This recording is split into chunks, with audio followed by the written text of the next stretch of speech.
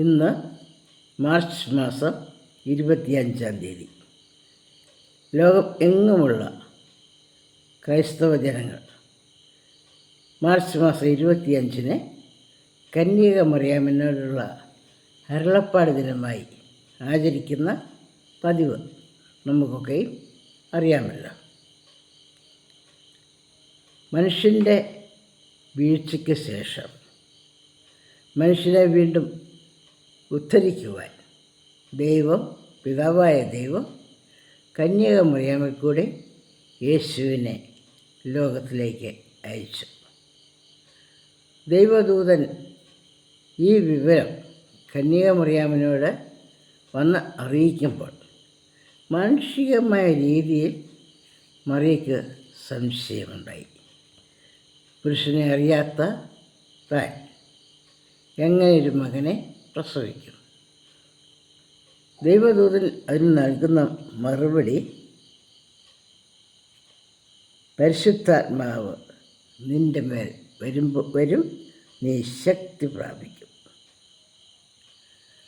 അതുകൊണ്ട് ദൈവത്തിൻ്റെ ശക്തി നിന്നിൽ വ്യാപരിക്കുമ്പോൾ നിന്നിൽ കൂടെ ഒരു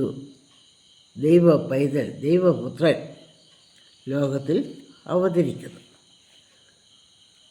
കന്യാമറിയാം ദൈവത്തിൻ്റെ വാക്കുകളെ ഹൃദയപൂർവ്വം വിശ്വസിച്ചു. ഒട്ടും സംശയമില്ല, ഇതാ ഞാൻ കർത്താവിൻ്റെ ദാസി, നിൻ്റെ ഇഷ്ടം പോലെ, നിൻ്റെ വാക്ക് പോലെ എനിക്ക് ഭവിക്കട്ടെ എന്ന് പ്രത്യുത്തരം പറഞ്ഞു. എന്തു വന്നാലും ഞാൻ കർത്താവിൻ്റെ ദാസി. കർത്താവ് എന്ത് അരുളി ചെയ്യുന്നോ അതിനെ അനുസരിക്കുവാൻ ദാസിയായ ഞാൻ ബാധ്യസ്ഥയാണ്. ദൈവം ഒരുവനിൽ കൂടെ പ്രവർത്തിക്കുന്നത് എങ്ങനെയാകുന്നു എന്ന് കന്യകമറിയാം ഇവിടെ വെളിപ്പെടുത്തുകയാണ്. ലൂക്കോസിൻ്റെ സുവിശേഷം 1-ാം അധ്യായം മുഴുവനും നാം ഈ കാര്യങ്ങൾ കാണുകയാണ്.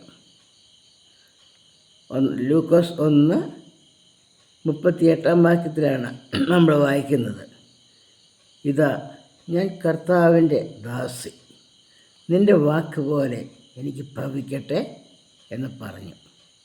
ഒരു ദാസിക്ക് തൻ്റെ ഇഷ്ടം നിറവേറ്റുവാനുള്ള അവകാശം ഇല്ല. തന്നെ എന്തിനാണ് ലോകത്തിൽ സൃഷ്ടിച്ചാക്കിയത്? ദൈവത്തിൻ്റെ കൈവേലയായി, സൽപ്രവൃത്തികൾക്കായി ദൈവം മനുഷ്യനെ സൃഷ്ടിച്ചാക്കിയെന്ന് പൗലോസ് അപ്പോസ്തലൻ എഫേസ്യർ 2:10 പറയുന്നു. ഓരോ മനുഷ്യനെയും ദൈവം സൃഷ്ടിച്ച് ആക്കുമ്പോൾ ദൈവത്തിൻ്റെ ഉദ്ദേശ്യം സൽപ്രവൃത്തികൾക്കായിട്ടാകുന്നു മനുഷ്യനെ സൃഷ്ടിച്ചിരിക്കുന്നത് എന്നുള്ള സത്യം നമുക്ക് ഓർക്കാം. നമ്മുടെ ജീവിതത്തിൻ്റെ ലക്ഷ്യം അതായിരിക്കട്ടെ. അത് നിറവേറണമെങ്കിൽ ദൈവത്തെ അത്യുന്നതനായി ഉന്നതനായി നാം കാണേണ്ടിയിരിക്കുന്നു. നമ്മുടെ അല്പമായ അറിവോ, നമ്മുടെ ആഗ്രഹങ്ങളോ, നമ്മുടെ ഇഷ്ടങ്ങളോ നിവർത്തിക്കുന്നതിന് അവിടെ പ്രസക്തിയില്ല. ഇതാ ഞാൻ കർത്താവിൻ്റെ ദാസി.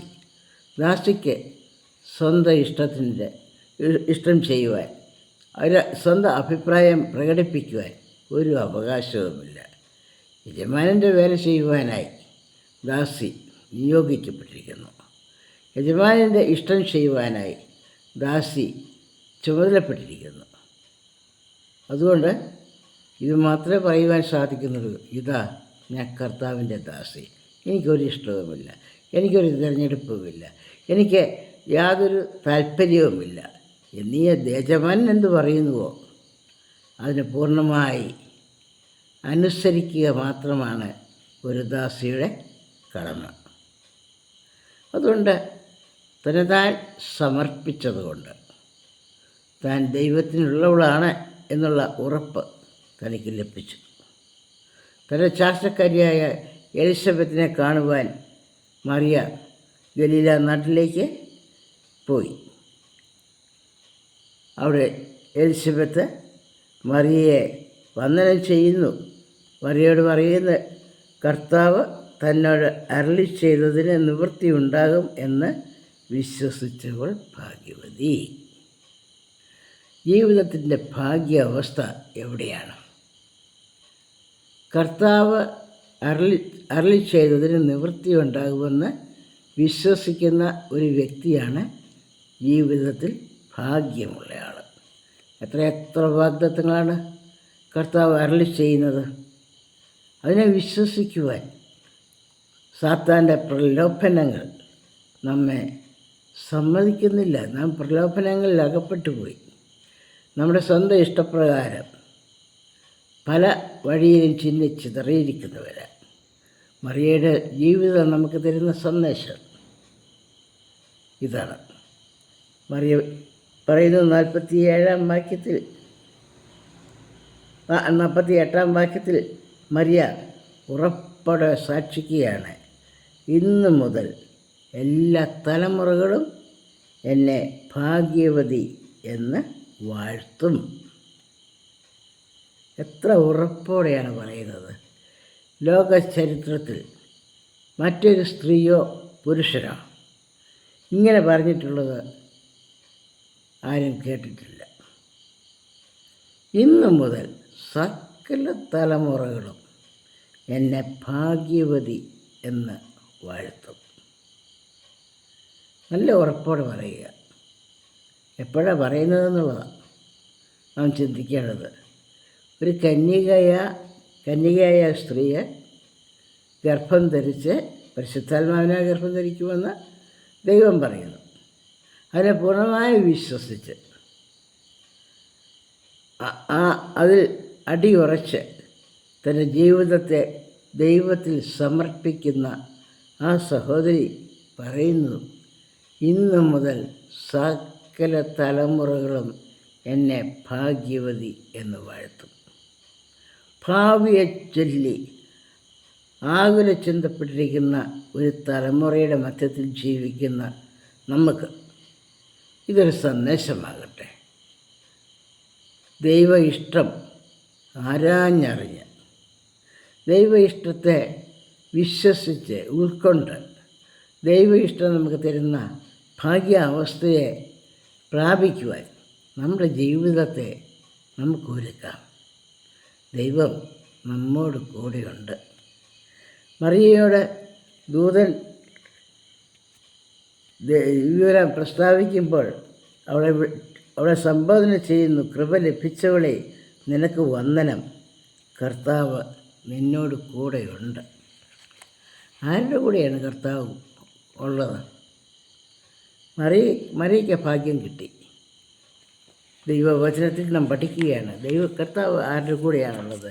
യെശയ്യാ പ്രവാചകൻ്റെ പുസ്തകം 57-ാം അധ്യായം 15-ാം വാക്യത്തിൽ നമ്മൾ ഇങ്ങനെ വായിക്കുന്നു, ഉന്നതനും ഉയർന്നിരിക്കുന്നവനും ശാശ്വതവാസിയും പരിശുദ്ധനെന്ന നാമമുള്ളവനുമായവൻ ഇപ്രകാരം അരുളി ചെയ്യുന്നു, ഞാൻ ഉന്നതനും പരിശുദ്ധനുമായി വസിക്കുന്നു.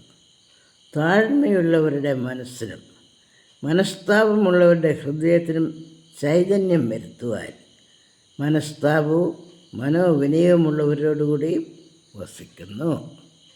ദൈവം ആരോടുകൂടിയാണ് വസിക്കുന്നത്? താഴ്മയുള്ളവരുടെയും മനസ്താപമുള്ളവരുടെയും ഹൃദയത്തിന് ചൈതന്യം വരുത്തുവാൻ താഴ്മയും മനസ്താപമുള്ളവരോടുകൂടെ വസിക്കുന്ന ഒരു ദൈവമാണ് നമുക്കുള്ളത്. ആ ദൈവത്തിൽ പൂർണ്ണമായി വിശ്വസിക്കുവാൻ, ആശ്രയിക്കുവാൻ, ദൈവത്തിൽ അടിയുറച്ച് വിശ്വസിക്കുവാൻ, ശുഭഭാവിയെ പറ്റി ശുഭപ്രതീക്ഷകളുമായി ഈ ലോകത്തിൽ ജീവിക്കുവാൻ ദൈവം നമുക്ക് കൃപ തരേണ്ടതിനായി പ്രാർത്ഥിക്കാം. നമ്മുടെ ജീവിതം ദൈവത്തിന് പ്രസാദമുള്ളതായി തീരുവാൻ, നമ്മുടെ കുറവുകളെ നമുക്ക് കാണിച്ചു തന്ന് മനസ്താപമുള്ളവരുടെ കൂട്ടത്തിൽ ആയിത്തീരുവാൻ, പാപങ്ങളെ ഏറ്റുപറഞ്ഞ് ശുദ്ധീകരണം പ്രാപിക്കുവാൻ ദൈവകൃപ നമ്മെ സഹായിക്കട്ടെ. പരിശുദ്ധാത്മാവ് നമ്മുടെ മേൽ വരുമ്പോൾ മാത്രമേ നമുക്ക് ആ ശക്തി ലഭിക്കുന്നുള്ളൂ.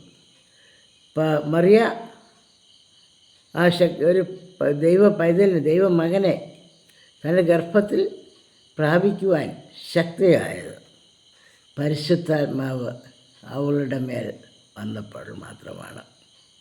പരിശുദ്ധാത്മാവ് നിങ്ങളുടെ മേൽ വരുമ്പോൾ നിങ്ങൾ ശക്തി ലഭിക്കും എന്ന് അപ്പോസ്തലപ്രവൃത്തി നമ്മൾ പഠിക്കുന്നു. പരിശുദ്ധാത്മാവ് വരുവാൻ നമ്മുടെ ഹൃദയങ്ങളെ, നമ്മുടെ ജീവിതങ്ങളെ ഒരുക്കാം.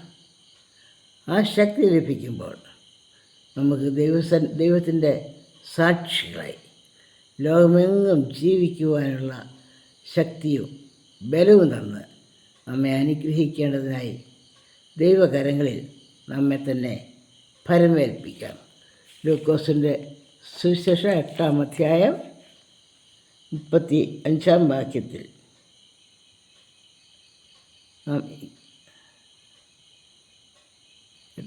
ലൂക്കോസിൻ്റെ സുവിശേഷം 8-ാം അധ്യായം 21-ാം വാക്യത്തിൽ നമ്മളിങ്ങനെ വായിക്കുന്നു: എൻ്റെ അമ്മയും സഹോദരന്മാരും ദൈവവചനം കേട്ട് ചെയ്യുന്നവരത്രേ എന്ന് ഉത്തരം പറഞ്ഞു.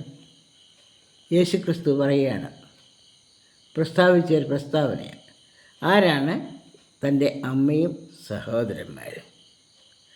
ദൈവവചനം കേട്ട് ചെയ്യുന്നവരാണ് യേശുക്രിസ്തുവിൻ്റെ അമ്മയും സഹോദരന്മാരും.